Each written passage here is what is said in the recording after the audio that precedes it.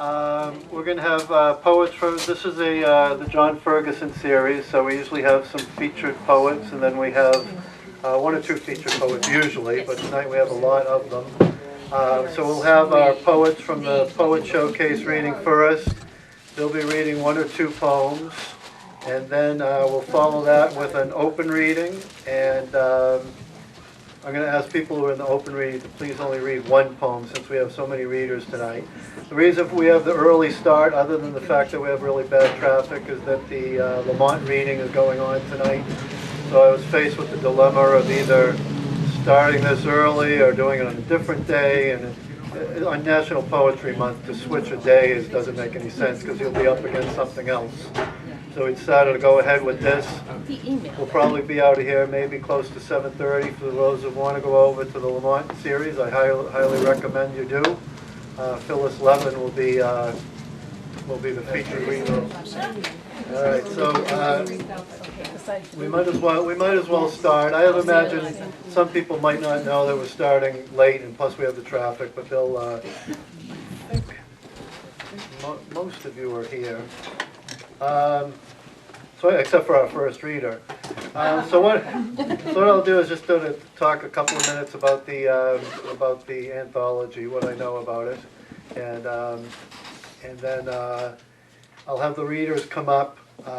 What I'll do is I'm going to leave this sheet up here, and I'll call the first reader up. And if you remember, just call up the next person after you. I was supposed to do this at the other night, at the laureate night, and I didn't do so well. I usually don't. I haven't even had it written in giant letters at the top and bottom of my sheet. Still didn't matter. Now, if I understand from what they said, the people who are reading from the Poet Showcase read only one poem. No, you can read two poems. Oh, we can. Okay. Yeah. Change. Yeah. All right. Yeah. Unfortunately, Yeah. I never leave home without a poem. Well, that's good. So the order tonight is going to be Bill Burtis. Bill Burtis is not here yet, so we'll put him on at the end. Kelly M. Flynn wasn't able to make it, so that's good. We start with Pat Parnell, and so Pat Parnell. All right, don't rush up yet, Pat. And I'll give you the nod. I'll give you the special sign, and then I'll say ahead of time just so you'll know if someone does forget to say your name.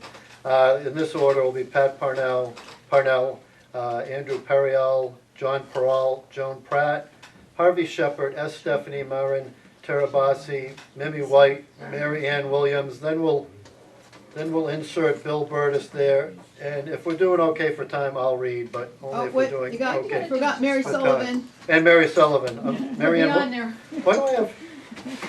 I have the wrong name. That's why. You got Mary Ann Williams. All right, we got Mary Ann Sullivan. I apologize for that. There's a lot of names. All right. So anyway, for those of you who don't know, and most of you do know, the Poet Showcase started as a project that Pat Fagnoli started while she was Poet Laureate.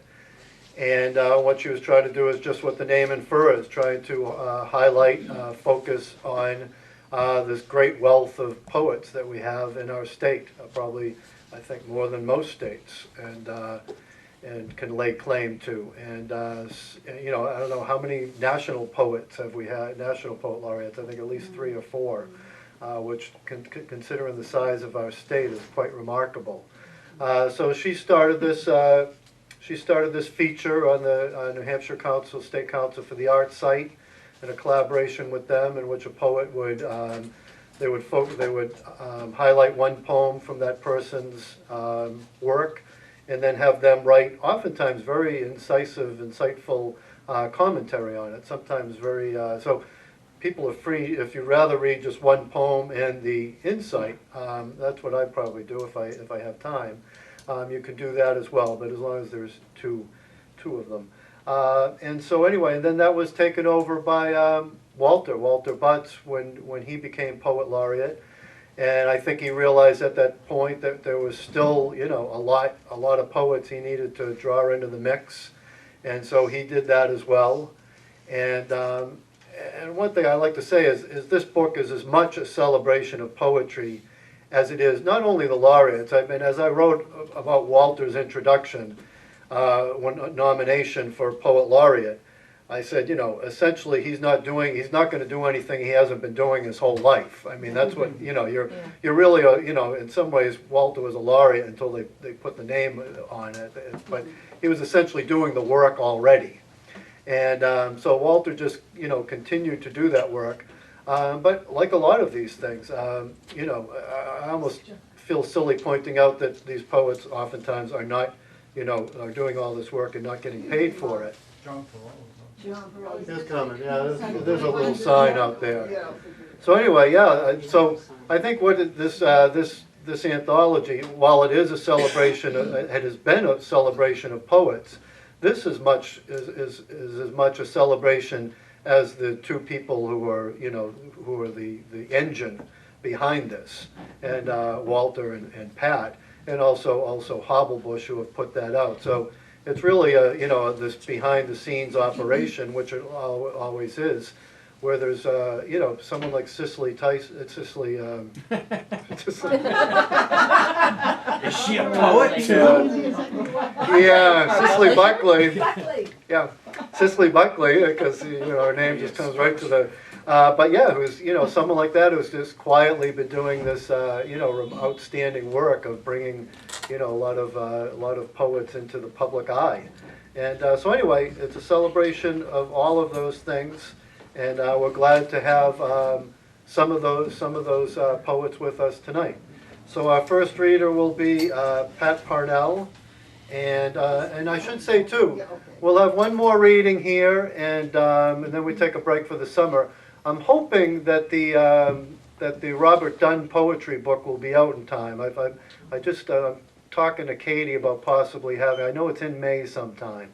I think she's just getting it. Yeah. So hopefully the next reading will be a celebration of Robert Dunn. So please come back. One of us is lost. That's the title. And we know who that is. Robert would have no problem telling us who that is. So we'll start off with Pat Parnell, and just remember to announce the name before you. If you do, I have backup. I'll probably forget, and then someone in the crowd will yell it out for us. So. Is anybody from Hobblebush here tonight? Pull the mic down. Oh, thank you. Yeah, Christy was supposed to come, and she had to back out at the last minute. She probably heard about the traffic. It was terrible, wasn't it? Just awful, just awful. This is a wonderful book. It's really a beautiful, beautiful book, and I just appreciate her patience in putting it together. And those of us who are in it know we get these messages back and forth, and you need to do this, and you need to do that, and the end result is absolutely lovely, and I'm very happy to be a part of it. Yeah, Christy is going to be running it now, I believe, right? Is that the case? And then, of course, Sid, who's been involved with it. And, yeah. What is it? It's called Poet Showcase, an anthology of New Hampshire poets. And it's edited by Alice B. Fogel and Sid Hall. That's right. Thanks for mentioning Alice as well. That's an important and Sid Hall, of course, has Hobblebush Press. And it's just it's a wonderful collection. It's just fun to read. And I think what I'll do is I'll start with the comment that I wrote on it, because that's part of the fun, I think. My husband, Bill, was a strong supporter of my poetry. Some of you remember him, a really sweet guy. When he passed away in January 2010, I wanted to find a way for us to say goodbye to each other through poetry. Bill was a talented, self-taught photographer who enjoyed experimenting with his photos, especially with composites. One of my favorites, posted on our refrigerator, still there, was a silhouette of Coco Pelli, the Native American hunchback flute player, leader of the dance, set against a cloud-like background. Studying Bill's photograph, I imagined Coco Pelli as a Native American divine spirit who leads the souls of the deceased to the next level of their existence. So this is the poem. You all know who Kokopelli is, do I? Yeah. I'm not, I'm not talking about somebody you don't even recognize, I hope. It's wonderful. He's hunched over and he's playing the flute, and it's just a wonderful, it's a pictograph on the walls. Kokopelli leads the dance. My lover leaps en grand jeté to join me on this mountaintop, dancing to the notes of the hunchback piper perched on a nearby cloud, the notes I cannot hear. Never a dancer, body intimidated by fear of the flesh, he chuckles. This type is really small. He chuckles at the fun of his new flexibility. His balanced back, he rises, bending the toes, demi-point that would not bend. Grace and foot drop forgotten, he pirouettes, grinning, showing off. Look what I can do, his smile says. Led by the music he loved, the agile piper beckoning, dancing ahead, he gives me a last wave, then takes double somersaulting leaps, cloud to cloud, till he is lost to my sight. I hear his laughter echoing in zigzag ricochet until that too is lost. I whisper goodbye, turn to go. A slant of sunlight pierces the clouds, lightens my way.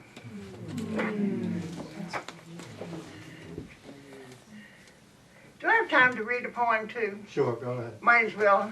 What did they say? R.H.I.P.? Yeah.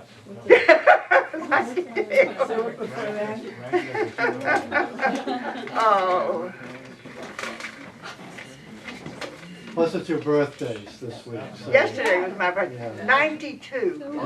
What do you think? It'll be written up in the papers if I didn't let you read another poem. I think some of you know the chemo that I had when I had that lumpectomy for the breast cancer clamped down on the poetry writing parts of my brain. And every once in a while it lifts up. And I had this poem at the edge of my mind. Do any of you feel that way when you've got a poem working on? You can feel this sort of creative, it's almost located in one part of your brain. And I thought, what does the poem want to be about? What's it want to say? And I tried different things and they didn't work. And I thought, well, they say if life gives you lemons, make lemonade. I thought if there's a poem without words, write the poem. So it's called A Poem Without Words. A poem effervesces at the edge of my brain. In this room, the light is gray, gloomy, coming through gray, gloomy clouds. But the light from the poem is late spring afternoon, a clear day just before sunset. Holding up the poem in its champagne flute, phosphorescence flickering, I watch bubbles rise, iridescent, to the poem's surface. There were no words in this poem, but I hear the tiny pop as each bubble explodes, the only sound. I breathe deeply of the poem, inhale the tingle. The poem has no scent. To my exploring tongue, the taste is sharp, wry, unfamiliar. As I watch, the poem begins to twist in its glass, swirling, rising, a miniature water spout. One final quick turn, gathering the last few drops, gone. Thank you.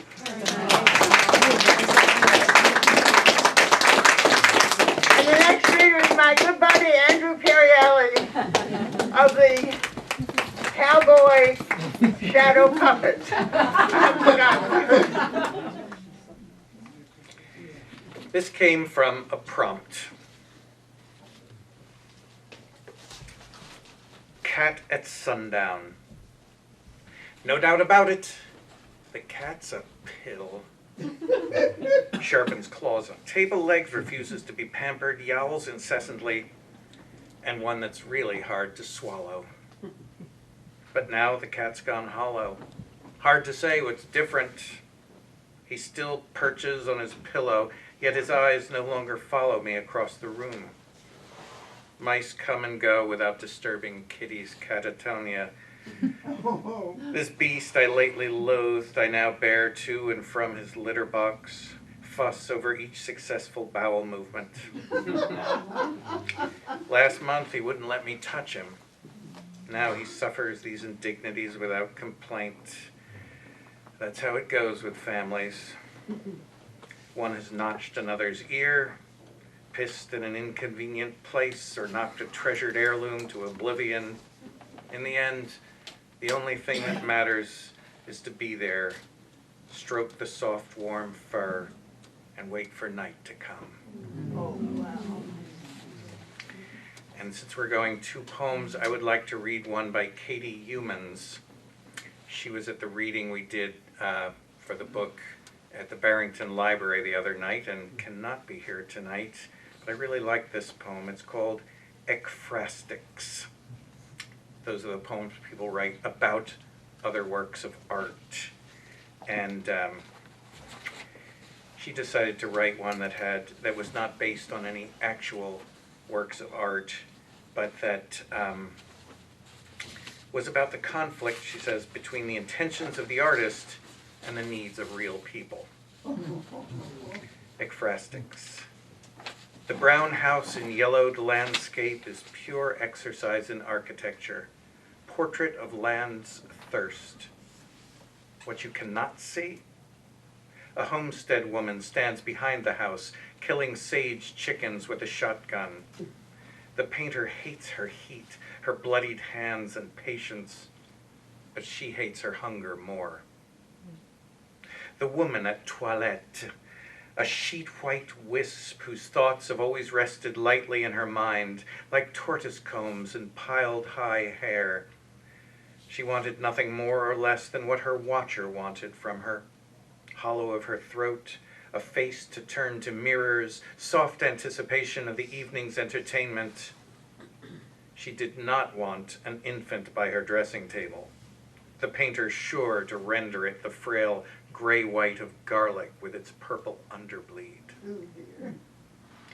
The latest model arcs on the divan. At home in kitchen light, the painter's wife peels a thick neck of butternut for supper.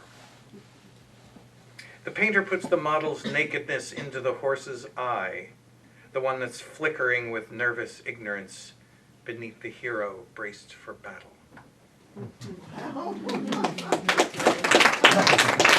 And the next reader will be Jean Perrault. Hello. Wonderful to be here. Well, now I know what the second poem's going to be. First one, at the home. Some of you have heard the story, but it's a true story. My mother passed away in 2005 at the age of 99. 5 years before that, living in an assisted living home up in Maine. I used to pop in unexpectedly, she'd be dozing in a chair and I'd take her hand and I'd squeeze it 3 or 4 times, and she'd wake up and say, "Oh, John, how long have you been here?" I said, a couple of weeks, man. And she'd crack up and laugh. But I said to her the day before she turned 95, I said, "You know what's happening tomorrow?" "No, what?" "I said, "It's your birthday." "It is?" I said, "Yeah." I said, "You know how old you're going to be?" "No." I said, "Well, guess." She said, 91, pretty close. I said, "No, actually, you're going to be 95. "I am?" I said, 95. She said, "In 2 days?" That's right. She said, "Not much notice, is it?" At the home. Mother opens up the blinds on her 2 windows, finds the locks and lifts. Nearly blind at 94, she hears the finches first before she spies them, flitting outside the screen. Little flashes of red blinking in the ivy bush, lighting up the leaves. Leaning on her walker, she whispers through the mesh, just like in confession, so as not to wake her neighbors. Bless you, little birdies. What kind of a day is it? Aren't you nice to visit me with song? Is it warm enough on the other side? I'll be coming out soon as I say my prayers, soon as I find my shoes. Now don't you fly off without me. 3 Hail Marys, and I'll be right along. So since Andrew has set the tone for my second one, I've done a little canoeing up in Canada every once in a while. I wander into a bar or a bakery in one of those small towns up north of the Laurentians. This is called First the Bread. Somewhere in here is First the Bread. Where is it?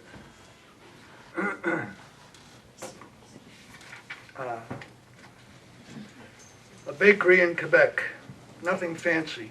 Honey dip donuts, chocolate eclairs. But I'm here for a sandwich. She stares at me. No. She states. Yeah, she stares at me. Boy, do I need my glasses. She stares at me, the boss. Parlez-vous français? Oui, un peu. I managed. Si vous parlez anglais. Bravo, très bien, she says. I think we can do some business. What is it I can get for you today? Jambon? Oui. Moutarde? Oui. Avec fromage? Good. Avec tomate? Also good. But I detect something in her voice, a little irony perhaps. Pardon, what's wrong with what I said?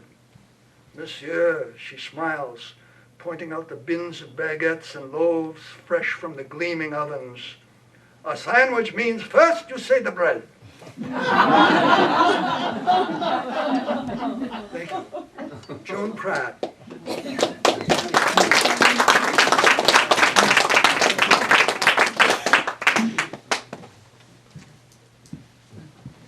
I'm reading a poem of my husband, not mine. My husband, Charlie Pratt, died in 2012, and he was very happy, would be very happy, very proud to be included in Poet Showcase because Hobblebush had published his book in that same year in the Granite State Poetry Series, and so I wanted to read his poem.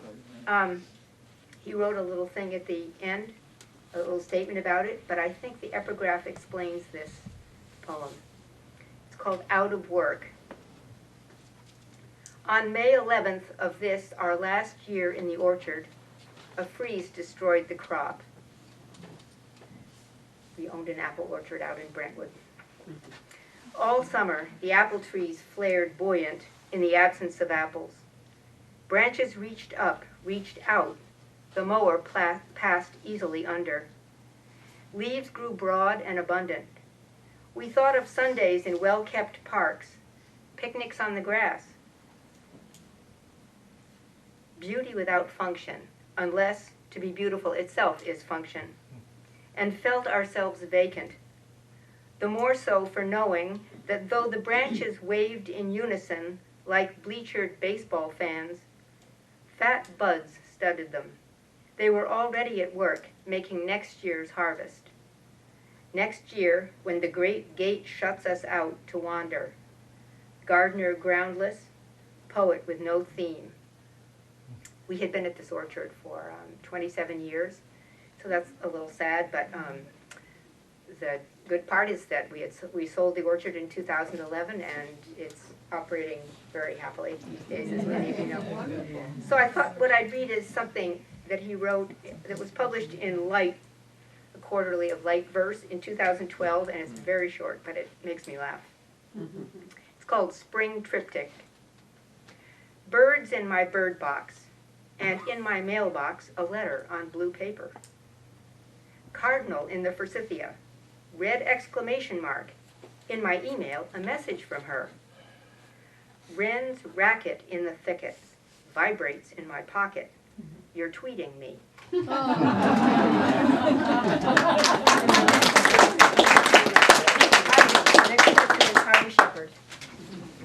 Thanks to you all for being here. It's nice to be here among poet friends and friends in general.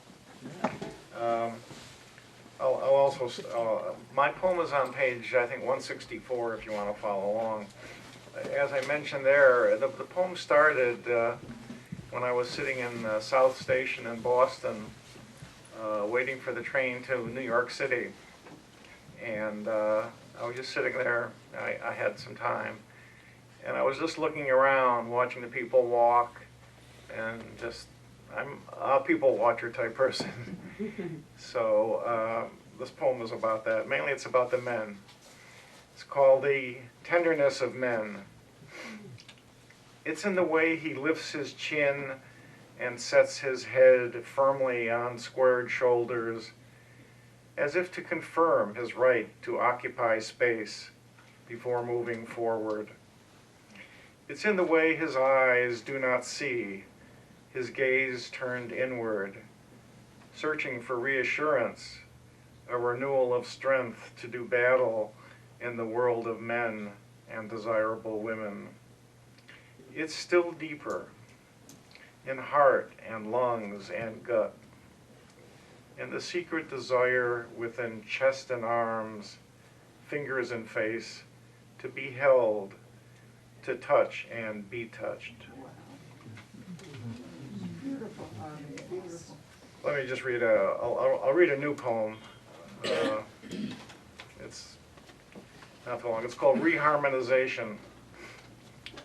Dogs bark for a reason we can't understand. Seagulls ignore me. We always forget the side effects, the questions we can't ask. Like a ginkgo tree, all the hair fell at once. The face of a hunter with a haunted eye. The moment in the batter's box when everything shifted. It takes time to enter a new space. There's a quote from Szymborska, the poet. Life, however long, will always be short. What can replace this burning? Poor Sisyphus, always so close. We can hold more than we imagine. What must be left undone, like false ambition. The relief of no more questions, no more answers, no more words, like the ocean breathing.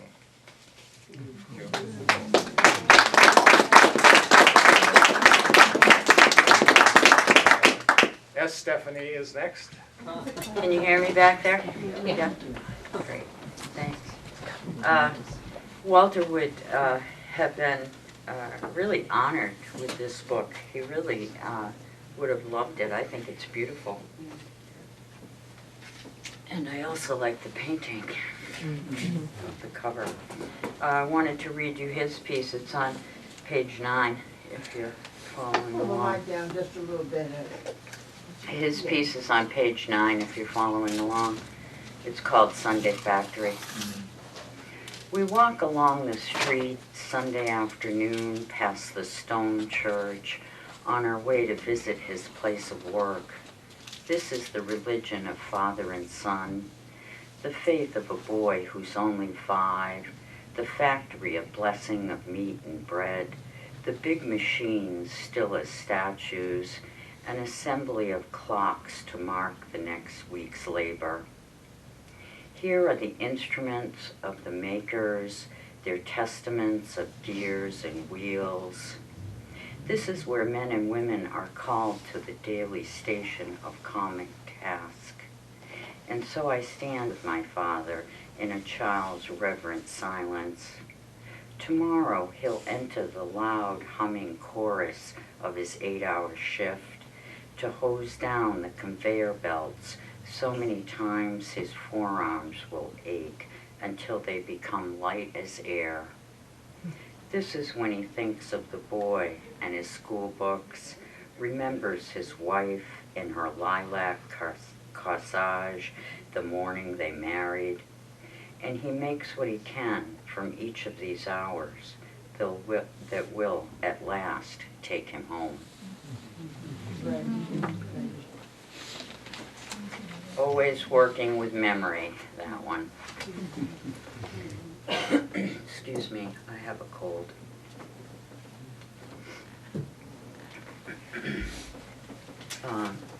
And this piece, do these poems feel old to the other poets that are reading? Yes. My poem feels so old to me. I look at it and I go, oh my goodness, I forgot, I wrote that. You know? But I think it's still relevant today. I wrote this, let's see, it's about when I was a nurse quite a few years ago. What the news seemed to say. It's also the title poem of an older chapbook of mine. What the news seemed to say. So easy for us to lose things, and so many things for us to lose. The wallet gone from the back pocket, the car from the curb, a woman and her child yanked from the corner like laundry from the line. According to the newscasters, even our tempers can be lost in plumes of road rage, kick the dog rage, kill the boss rage, dark clouds of pent-up anger gathering along the streets and arteries of America, fat clouds that can travel fast and settle as far away as the Middle East. Now there's a place where it rains heavily. Souls rising like cheap umbrellas caught by wind, dark balloons rising higher and higher, leaving us little hope that someone on the other side will find them. And rainforests and dolphins seem to disappear as easily as sunglasses and galoshes. Lost dogs who can't smell their way back, homes to flood, pictures to fire, wedding rings lost in all kinds of weather. Memories locked behind broken neurons, lives behind broken laws. But some group in Nevada believes they can save what's left with anthrax. Who knows what they think they are saving? I don't understand them.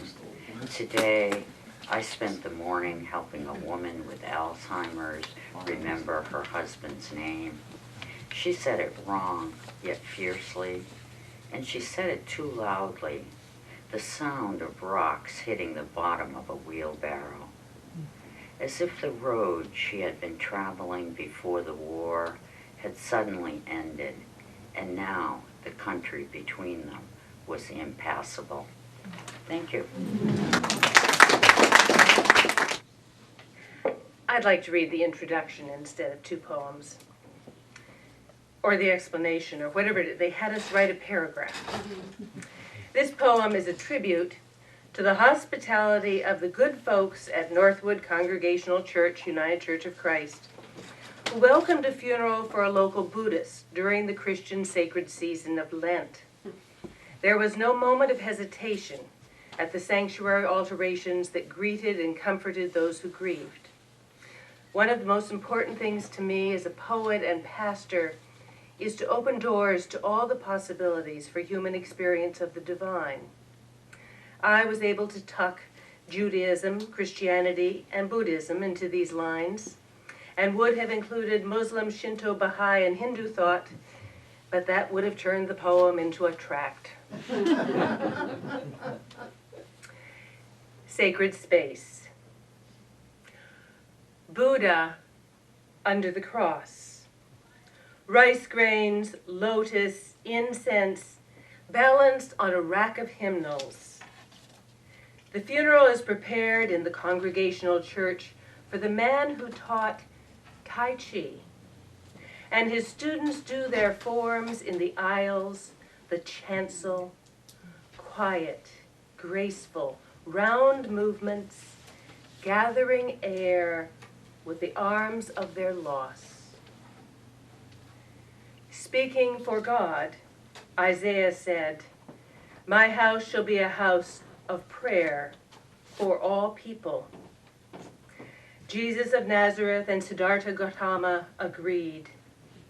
Psalm or mantra, the wind of all are turning. And it's really white. So I'd like to read two poems, one by one of my favorite New Hampshire poets, L.R. Berger. I don't know if you're familiar with her work, but she's a wonderful poet. And just briefly, her excerpt begins, this poem is an excerpt from Notes from Eagle Island, a series of 26 poems that was written over 3 years. And I'll just let the words speak for themselves. Notes from Eagle Island. Excerpts. Moon as scimitar. The hour of last light. I scavenge for the revelation lurking in every form. The darkening woods calls you to declare what you believe in. I took the wrong trail at the crossroad.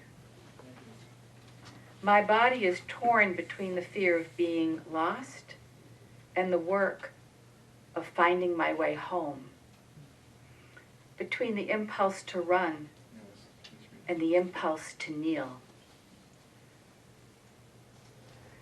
We are children of these accidental, but nevertheless, communions. The loon wakes me, sound of one voice and another that answers. Tremolo, saturating the August air for miles. I haul myself up, wooden bucket full from the well.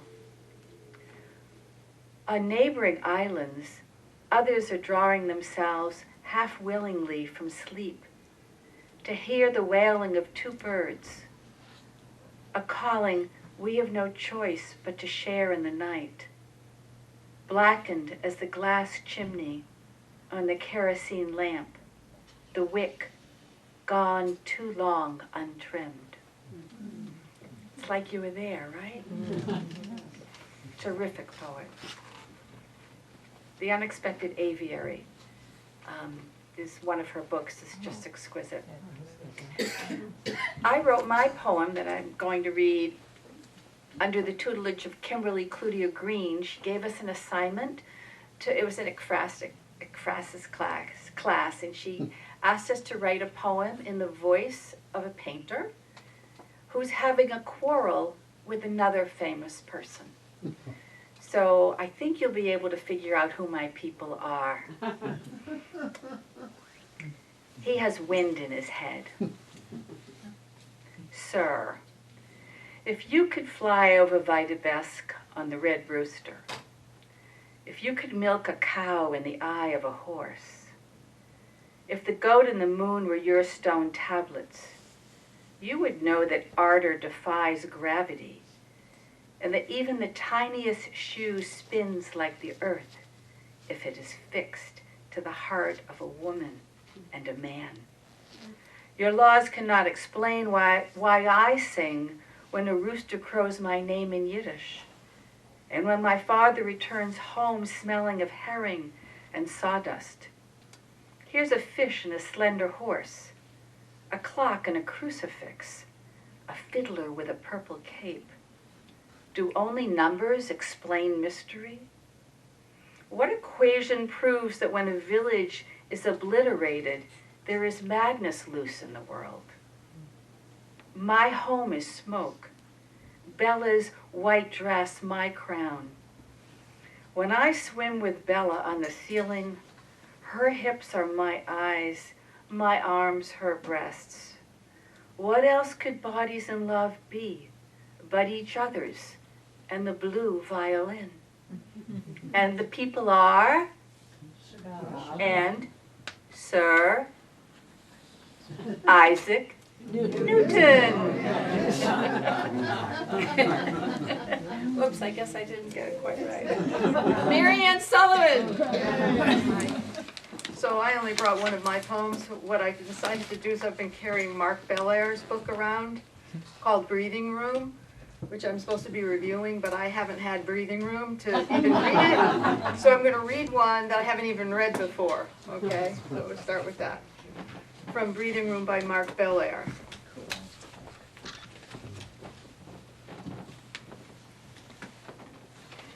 Wrestling. It was only junior high school, but I wrestled on the team in fierce, taut, exhilarating matches that once decided my opponent and I would separate from with a sudden sense of how light freed bodies could feel.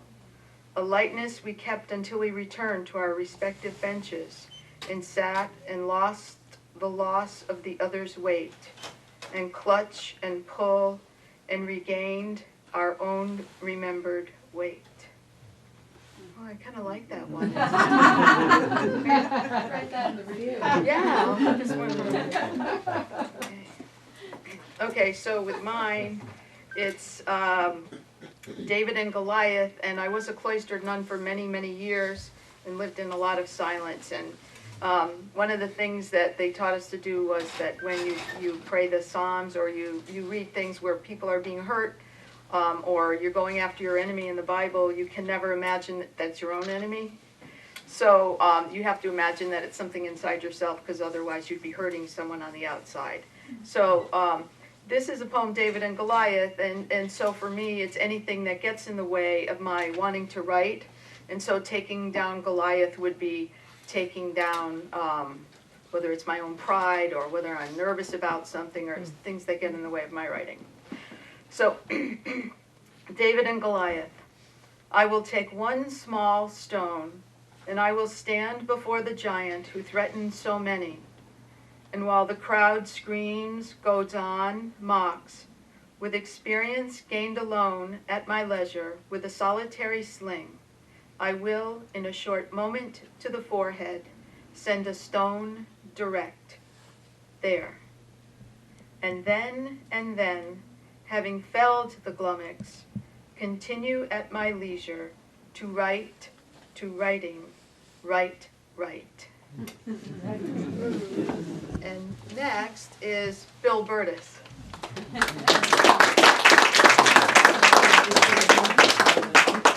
So, I wanted to read Pat Farnolli's poem since, you know, it's to Pat and Walter that we really owe this, ultimately, this collection.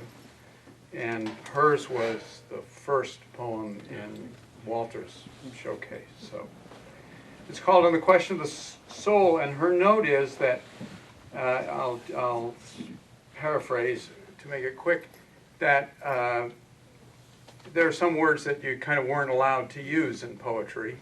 And one of those was soul, and what she was taught was you can't use soul unless you define it. And so this is On the Question of the Soul, Pat Farnolli. It is not iron, nor does it have anything to do with the fleshy heart. It does not quiver like feathers, nor the arrows shot from the hunter's bow. Is not the deer that runs or falls in the snow. It hunkers down in the invisible recesses of the body, its closets, scrolled bureaus, the ivory hardness of the chest, or disperses through every cell. And also it flies out beyond the body. Someday watch smoke travel through the air. Someday watch a stain spread out to no stain in the ocean. The soul does that. It doesn't care whether or not you believe in it. It is unassailable and contradictory. The dog that comes barking and wagging its tail. It is not, I am certain, biology. not a cardinal or a heron, not even a thrush or wren, but it might be a praying mantis. It is the no color of rain as it sweeps a field on an August morning full of fences and wildflowers. It is the shifting of light across the surface of any lake, the shadows that move like muskrats across a mountain whose shape mimics the clouds above it. Weighed down by the vested interests of the body, it nevertheless bears us forward.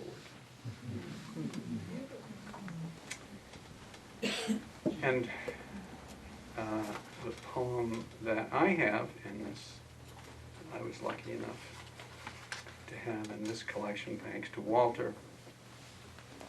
I'll read the blurb. A lot of my poetry exercises demons. This one in particular looks at my feelings of failure as a father, feelings I know I share with many fathers, but in an oblique way, which I prefer to stabbing myself in the head with a pencil. I'm particularly fond of this poem because I conceived the last three stanzas almost as they are on my cell phone, as a message on my home answering machine. Martine is my eldest daughter. It's called Chase for Martine. One day, leaving the park by the ocean beach, I looked up from installing your sister in her car seat to see you, running toward the park gate, arms outstretched after a car that looked like ours. I knew everything at once. What you believed, how your spirit would be bowed, how you were staggered by your tears. Today, a boy that small, 3 perhaps, still young enough that his intention to run outdistances the capacity of his legs to carry him at such speeds, in jeans and a bright green sweatshirt, is chasing pigeons in the park, endlessly turning to find a new pigeon. Remarkably, they do not fly, but run on their little legs ahead of him as if understanding perfectly this child's game. He runs and runs, turning to one pigeon after another. There is nothing else in his world. Instinctively, I scan the park and eventually find him, the grandfather in this case, wisely, like a grandfather, keeping his distance, giving this boy his reign, his world. Thank you. I'm going to read I actually had a poem with Pat and a poem with Walter, and so I like my other poem better. So I'm going to read that. I actually like my explanations better, so I'll read the explanation in the poem. And the poem is Thomas. It's one of my saint sonnets. And the write-up goes, "Heaven ain't just for formalists, so let those with the perfect rhymes and grammar toss the first stone. I tried my first sonnet in a Bill Knott class 20 or so years ago. Chose a saint as my subject. Why, you ask? Because they were unfit and troubled, not the least bit fun-loving, and they were total nuts, nuisances. But they also brought much-needed tension to the house of the Lord. They talked nonsense to strangers. They bled outside the box. And they also invited the boundless and infinite into everything they did. No matter how tight the restrictions, how insane the restraints. They knew only one thing. To the tin-eared came those rarest of notes, and to the sin-filled the most lovely of tones. And they took it to go." Thomas. I had only touched the Christ where there had been an absence of Christ, my finger exiting out the back of his wrist like some cable-rigged ghost in a seance. What was left of me assuming a fist, even the digit that should have had more sense, as if thinking who it was he'd last kissed, where the cedar and blood was to mock his own scent. I am both wind and the descendant of wind, for what feels the heart's loss any more than the tongue. When you see him, give word of me, twin, for it seems I have ended up like I had begun. Curse those who remember so little of their sin. Mine defines me, its presence reminding me that I have none. All right, well, thanks everybody for that. That was just outstanding. Let's give all our poets applause. And we have 3 or 4 signed up to read. Just a reminder, please just do 1 poem. And we'll start with Rosie, and then we have Lauren, W.B. Vermette, and then Priscilla, I know you'll probably be reading. I saw Priscilla somewhere. Yeah, I was telling Mark and, oh boy, I've had a long day. You, Kathleen, about this song I just recorded Friday, so I thought I would give it a go. And please, if you catch on to the chorus, go for it. So it's called Big Black Hole. Okay. Chickens wear lipstick, cows wear heels, mice just paint their toes. I throw my sneakers in the back of my car, I just don't know where they go. Why do jumping beans dance and trees stand still? Why do birds sing instead of crow? Why do socks disappear in the back of my car? I just don't know where they go. Hey ho, where do they go? Hey ho, I just don't know. Maybe they got swallowed away in a big black hole. Geese wear boots, frogs wear gloves, dragon breath really glows. I throw my hats in the back of my car, I just don't know where they go. Where do showers sing, flowers wink and smile, while the sunshine it just laughs, ho ho. Why do books disappear in the back of my car, I just don't know where they go. Hey ho, where do they go? Hey ho, I just don't know. Maybe they got swallowed away in a big black hole. Pigs wear pink, dogs get blue, cats just scream for show. I throw my lunch in the back of my car, I just don't know where it goes. Why do worms eat mud and moms want to hug in front of friends you know? Why do toys disappear in the back of my car? I just don't know where they go. Hey ho, where do they go? Hey ho, I just don't know. Maybe they got swallowed away in a big black hole. Hey ho, where do they go? Hey ho, I just don't know. Maybe they got swallowed away in a big black hole.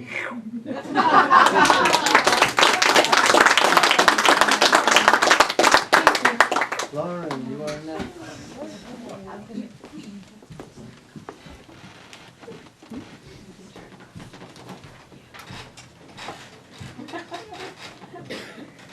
Good evening. I thought I'd do a bit of an Ars Poetica for you guys tonight. It's called Composition. One slip and the form falls away, disintegrates on the page like a sand-blasted Pieta. Michelangelo's marble Christ lying limp and light in my arms, no more than a dragonfly nymph's empty shell still clinging to our dock. How fragile a string of words can be, like walking through cobwebs on an untrodden trail, my round cheeks severing silken threads. And how quickly metaphors can morph into a mad prophet's mumblings, the disembodied voices my father cocks his ear toward that my mother cannot hear. One slip and the form falls away, disintegrates beneath my pen before the ink has dried on the page. The words have flown, the thoughts are broken, and though my lips purse to shape sounds, my arms are empty. Thank you.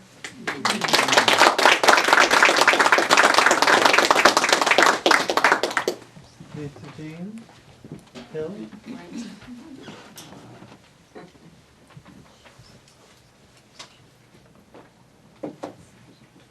Hi, everyone. There's a little story behind this.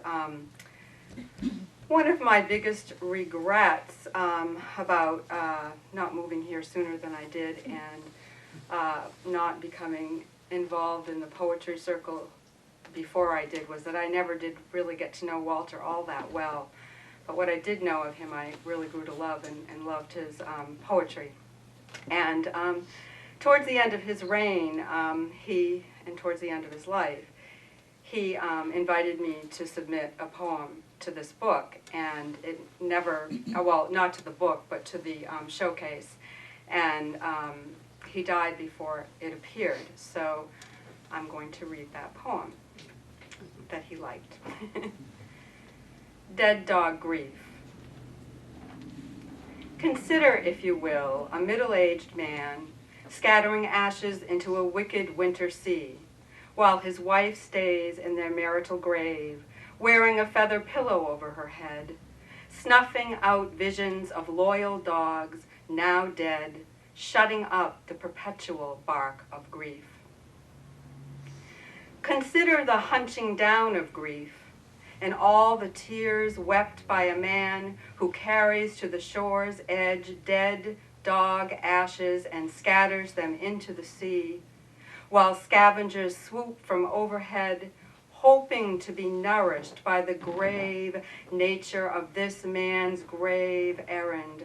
Consider what grief he feels, never getting ahead, never being the kind of man who could rise above the sea and save his dogs from being dead.